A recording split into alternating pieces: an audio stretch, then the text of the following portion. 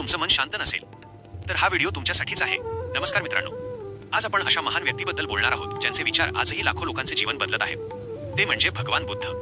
जर तुमच्या आयुष्यात ताण आहे, चिंता आहे, मन शांत नाही, तर हा व्हिडिओ शेवटपर्यंत जरूर पहा, कारण आजचे विचार तुमच्या जीवनाकडे पाहण्याचा दृष्टिकोनच बदलून टाकतील. बुद्ध म्हणतात, आपण जे विचार करतो आपण तसेच बनतो. आपले जीवन बाहेरून बदलत नाही, ते आतून बदलते.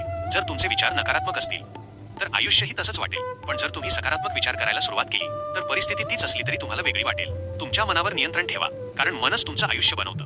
बुद्ध म्हणतात, राग धरून ठेवणे म्हणजे दुसऱ्याला मारण्यासाठी स्वतः विष पिण्यासारखे आहे. आपण एखाद्यावर राग धरतो पण त्रास आपल्यालाच होतो.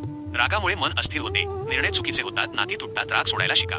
माफ करणं म्हणजे कमजोरी नाही, ती ताकद आहे. बुद्ध म्हणतात, भूतकाळात राहू नका, भविष्याची चिंता करू नका, वर्तमानात जगा. आपण काय करतो? भूतकाळ आठवून दुःखी होतो, भविष्याची चिंता करून घाबरतो. पण आयुष्य आहे कुठे? फक्त आत्तामध्ये.